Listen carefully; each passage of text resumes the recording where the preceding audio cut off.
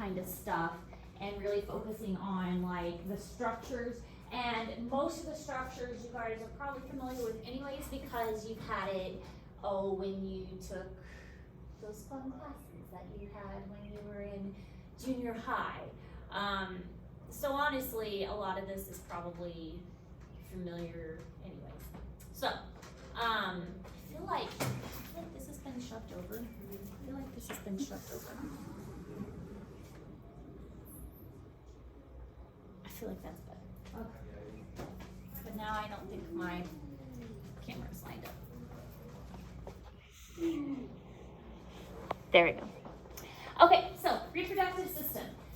We're gonna take notes today on the male reproductive system, and then we are going to jump right in with the labeling, and then we'll do female reproductive system, and then we will do a lab. We do have, I know we've got sheep testes, and I believe we have ovaries that we can dissect. And then we'll probably have our test pretty soon on these, so it's not going to take us very long to get through this. And then, as I was saying, we'll probably combine the last couple systems: lymphatic system, endocrine system, and special senses, so like eyes and taste and that kind of stuff can all get combined together, and we can go through that pretty quickly. So the gonads are the primary sexual organs: testes and ovaries, testes in males, ovaries in females. And then the gametes are the sex cells that are reproduced. And then the gametes, of course, are sperm for males and ova for eggs. Now, we kind of mentioned the gametes in biology when we talked about meiosis and mitosis process, specifically meiosis for the gametes, where the gametes are formed. We are not going to get into the spermatogenesis, which is the sperm formation, or the oogenesis, which is the formation of the eggs. That is a physiology thing. We'll talk a little bit about like the structures, of course, where this takes place, but we're not going to get into how it forms, because that's a little more complicated and definitely more physiology.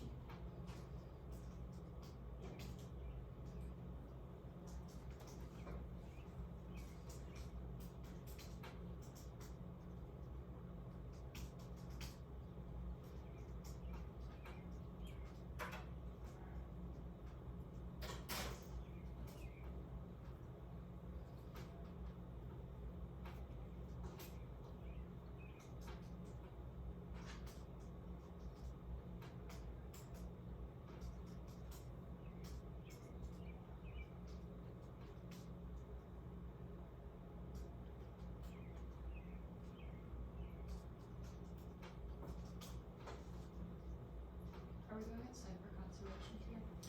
No, we're going to take notes on sampling, and then we're going to do the indoor lab to practice for the outdoor lab. So. Indoor lab practice? Yeah, so we're going to do an outdoor lab for how to sample a field, but we're going to practice on an indoor lab first. Very cool. Conservation. Not here. You need to take conservation next year.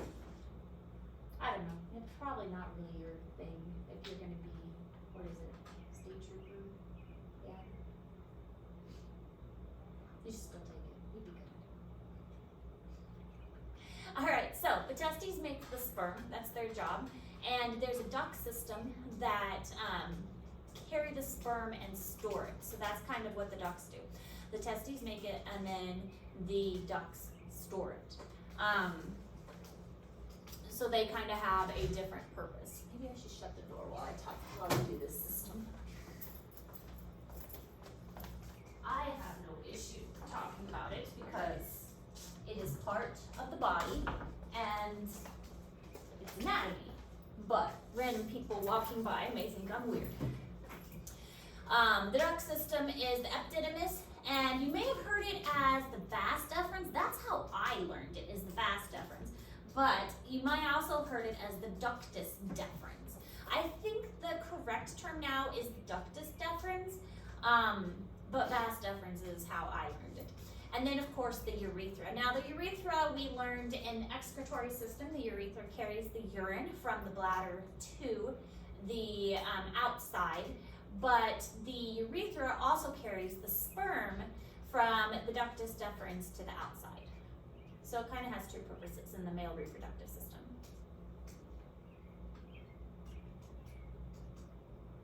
I kind of like this picture because everything's color coordinated. It's really convenient when they color coordinate everything. It looks, then you can actually see. Yeah. Especially the things that are like right next to each other. Now, when we dissect the cat, you really can see the testes and the epididymis very well. The epididymis is a really interesting looking structure, and it really cups the testes, and there's a covering that covers both, but when you remove that covering, the epididymis is a very obvious structure.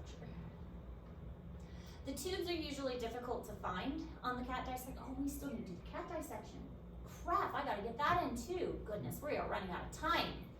Forgot about the cat. We're actually getting into cat We should just dissection time. we should just spit out a whole bunch of notes. Forgot about We the can cat. just send it. We'll send it. Okay, we'll get the cat in there. I forgot about the cat. How could I forget about the cat? Okay, anyways. So the other glands is the seminal glands, or the seminal vesicles. I learned them as the seminal vesicles. Prostate gland, bulbourethral gland, and those are all going to, their purpose is really to kind of to add materials to the sperm to help nourish the sperm and protect and coat the sperm.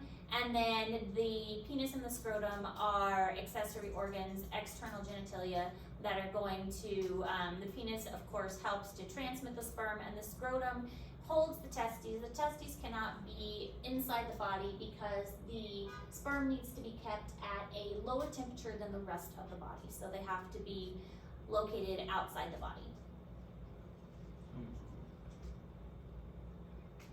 How did I forget the cat? Oh, I've got to buckle down and get these notes out, don't I? It's okay. We can do it.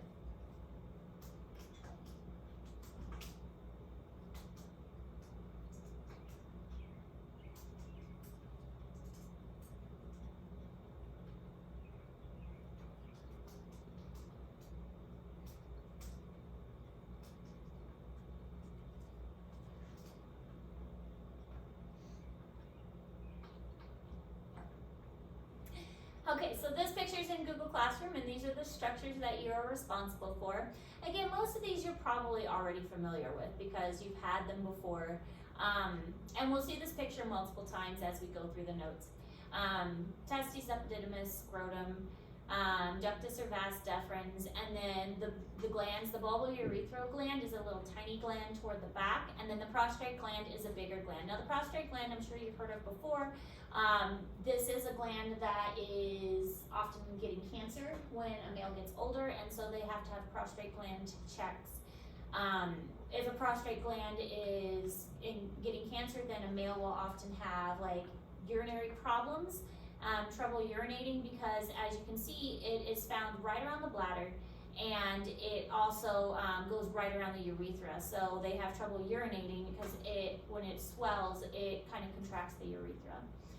Seminal vesicle is found right behind the prostrate gland, and then we have the penis with erectile tissue, and then the parts of the penis as well.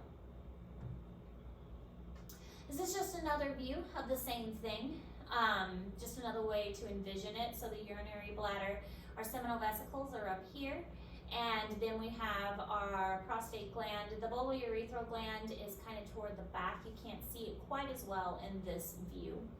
And then the testes, of course, are on either side. I will try, I don't know, I haven't seen the cats, but I'll try and make sure we have one male. Well, I'll have to see it. I was only planning on dissecting one cat, but it would make sense to dissect a male and a female, so we might dissect two cats. So we have one of each. We'll have to see if they sent us a male and a female. I don't know how many cats we have. So, all right, anyways, spermatic cord. The spermatic cord is a cord that contains blood vessels, nerves, and the ductus deferens. And it it is the cord that is cut during a vasectomy. So this ductus deferens is cut when a vasectomy takes place. Basically, the sperm is still made, but the sperm can no longer be transferred and ejaculated out. So basically, the body just reabsorbs the sperm.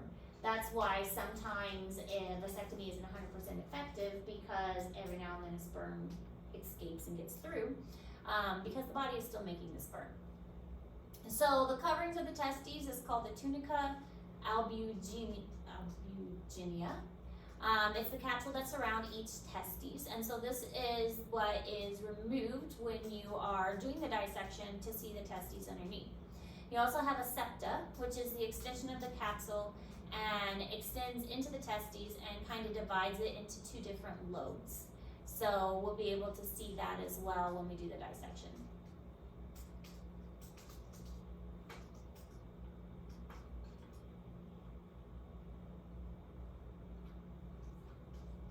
Such a lovely day.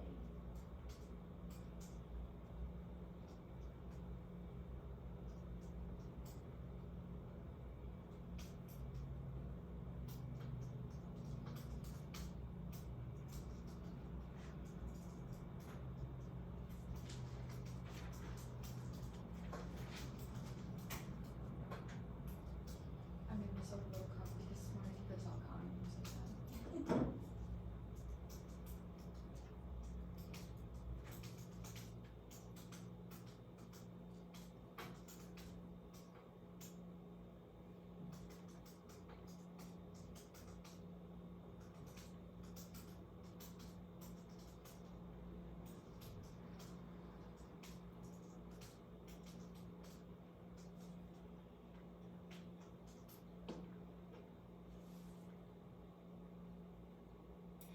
Alright, so this picture also in Google Classroom, but it shows the spermatic cord and the blood vessels and nerves that are in that. Also gives kind of a better view of the inside of the testes and the epididymis itself. Lots of squiggles, and the squiggles are where the sperm is made. Again, we're not getting into that in a lot of detail, because the sperm making process is a little complicated. But the tunica albuginea, I can't pronounce that very well, albuginea, is the surrounding coating. And then we have these lobules, which are these kind of parts inside here. And then we have the seminiferous tubules, which are inside. Ductus deferens, or vas deferens, is this part right here. And rete testes, which is this kind of squiggle in here. And this whole outer portion that kind of cups testes is the epididymis. And then, what am I forgetting? Septum, which is division on the inside here. So this is the septum, this division kind of part. It looks like ramen noodles. It kind of does look like ramen. Alright, so each lobule contains one of 4 seminiferous tubules, and these are very tightly coiled. And this is where the sperm is forming, within the seminiferous tubules. And it empties the sperm once the sperm is formed into the ret testis. Now, the epididymis is basically just the storing area. This is where the sperm gets stored until it is ready to be released. There are interstitial cells in the seminiferous tubules as well, and it produces androgens such as testosterone. The testes as well is going to produce testosterone that gives males their secondary sexual characteristics. So this is like bigger body mass, larger muscle mass, facial hair, those kinds of things.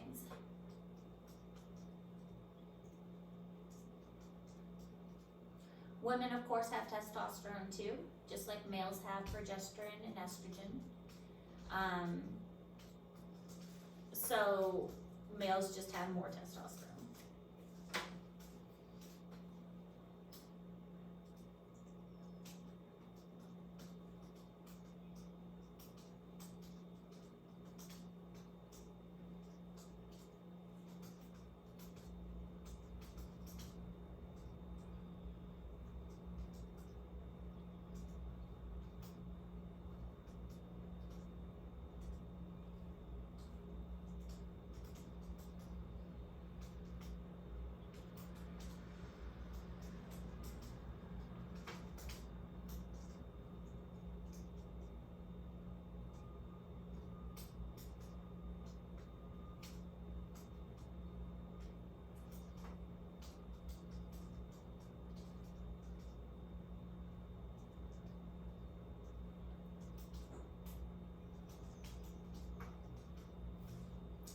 bird are we hearing outside of land? Is that car they Well, just- bird is a win. I think this game's quite good. Is that purple? Red wing, blackbird. Yes. See? Well done. Good job, Elena. I had no clue that was there. What is the card sound? It's the car alarm.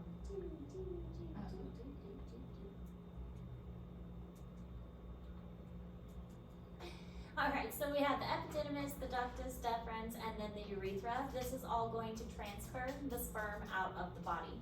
So vas deferens, ductus deferens, same thing.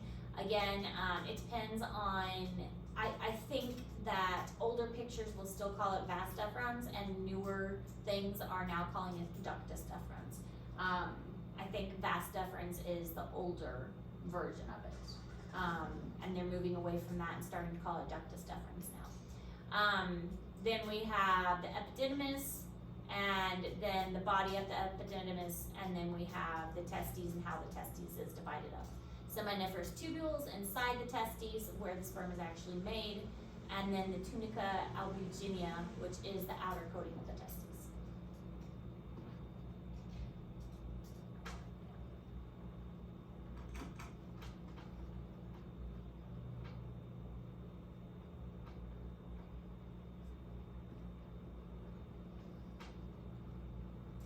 Alright, so the ductus deferens is, runs through the epididymis, through the spermatic cord, and through what's called the inguinal canal. The inguinal canal is basically,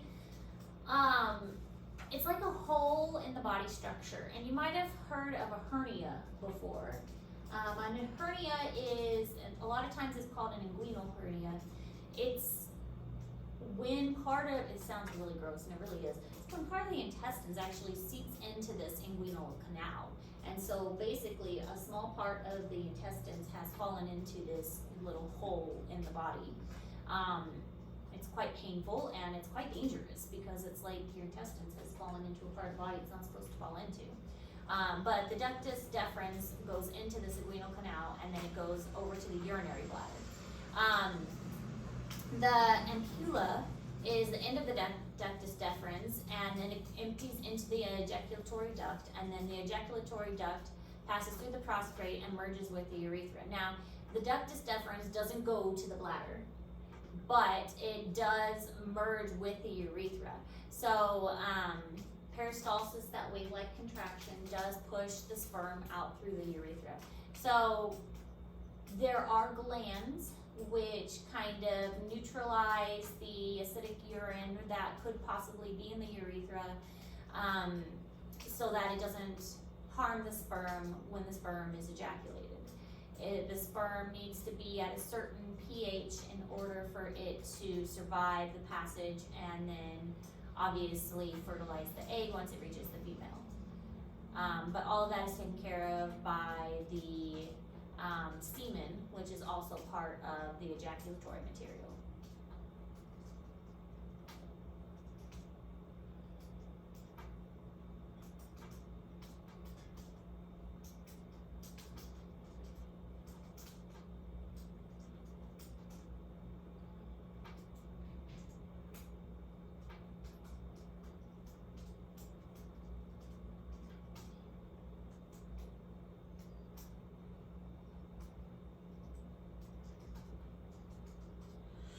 Bless you.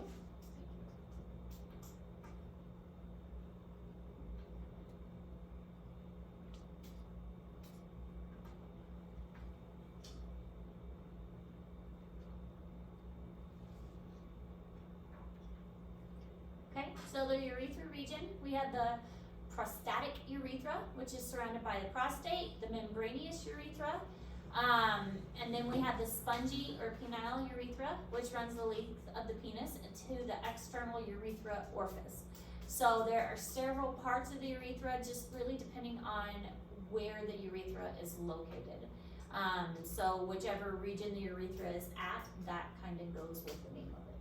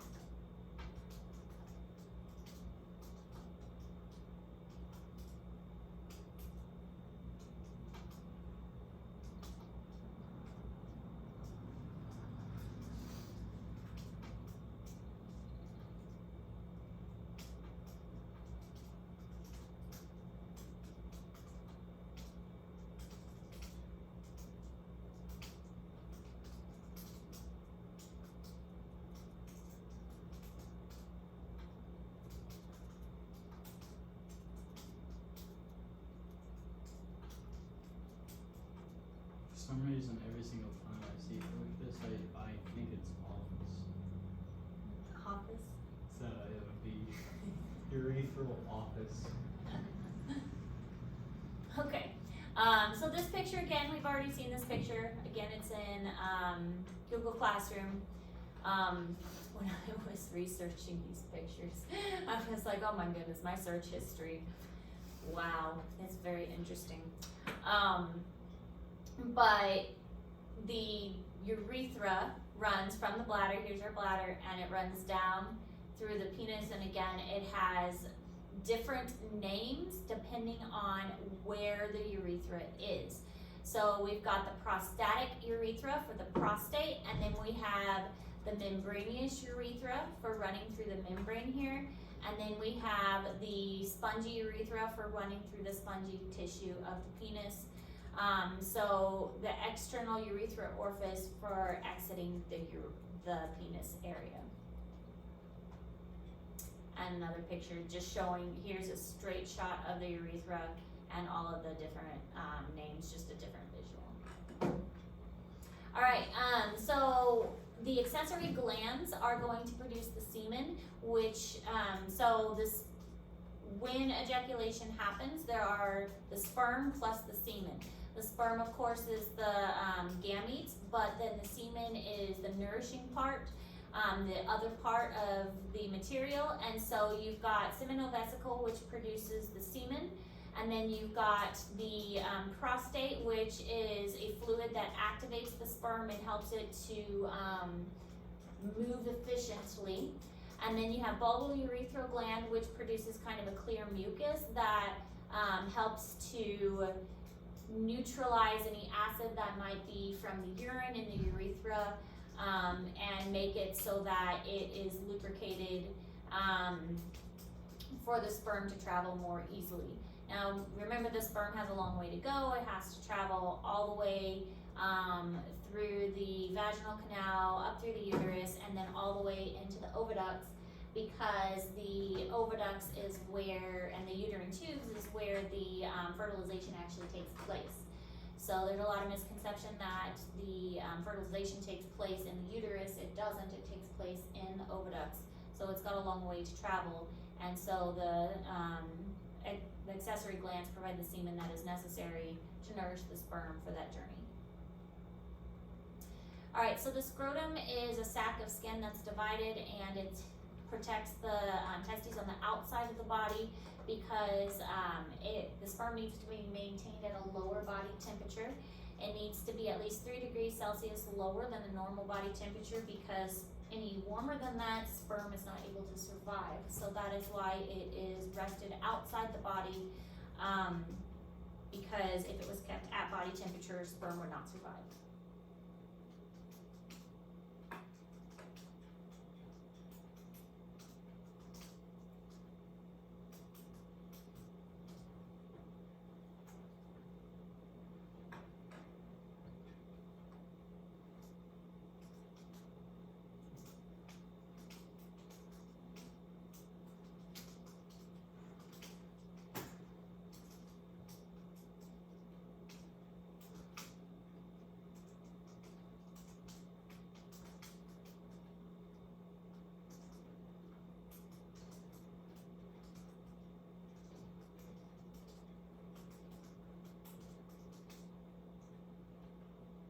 How do I do that?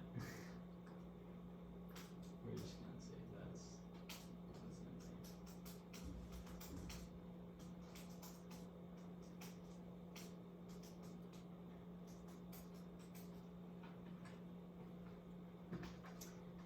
empty. So the penis is the male copulatory organ, and it has a shaft, a glans penis, which is the tip, and then it has a prepuce, which is the foreskin.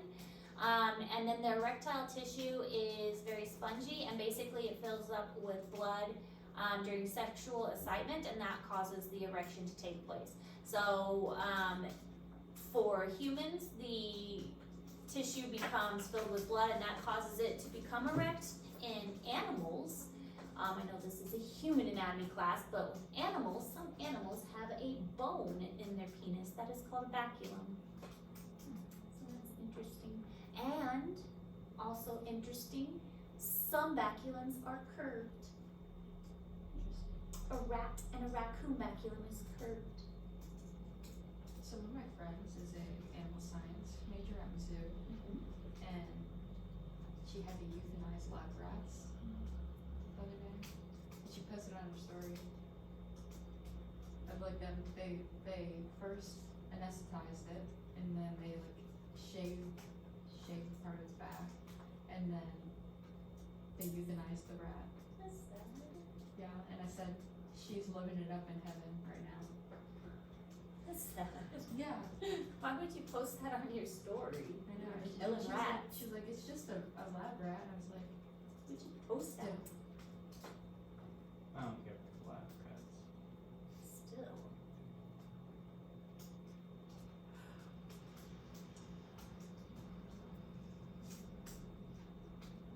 I did research on animals, but I don't, like, my research, I don't think, like, really harmed the animals. I took fish and I put them in areas that had oxygen, and then took them and put them in areas that didn't have a lot of oxygen. I mean, that didn't, like, I didn't really kill anything, yeah. and I didn't really harm them a lot, so. And then I made them have babies and collected their eggs, but I didn't kill the eggs. Yeah. I bred the eggs, and I like observed them. So I mean, I guess I kinda did research on them.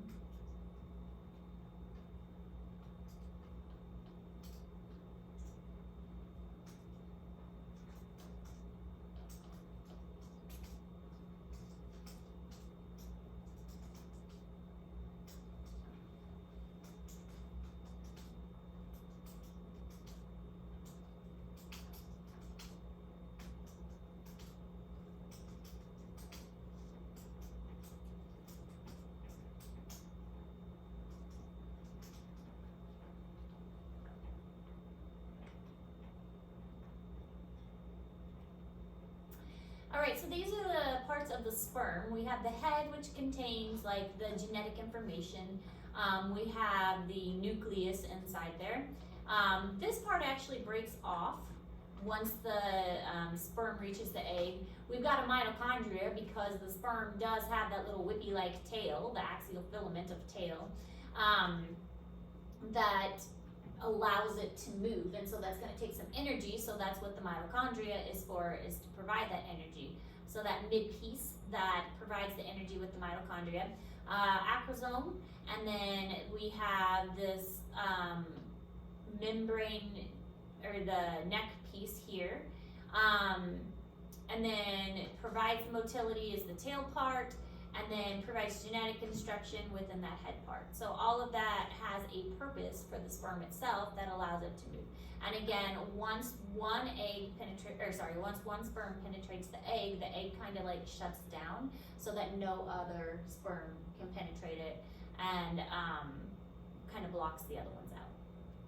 How do twins happen? Is that when it splits after it's fertilized? It depends on the type of twin. Identical twins is one egg gets fertilized by one sperm, and then it will split after it's fertilized. For that's identical, so it'll have the same genetic information.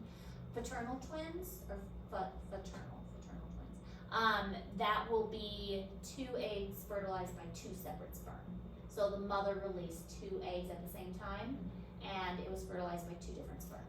So that's how you can get like a boy and a girl twin, or two boys that look different from each other. So that's why like two twins can look completely different. Yeah. Because Two eggs, two sperm. Yeah. Okay, so that's all the notes for today. This is just some of the terms we covered. I couldn't list them all on here. You need to go to Google Classroom and look at the document, or the diagrams, to get a list of all of them. For your assignment, we are starting off with a labeling to get a head start on the structures that we need to label. So let me get you guys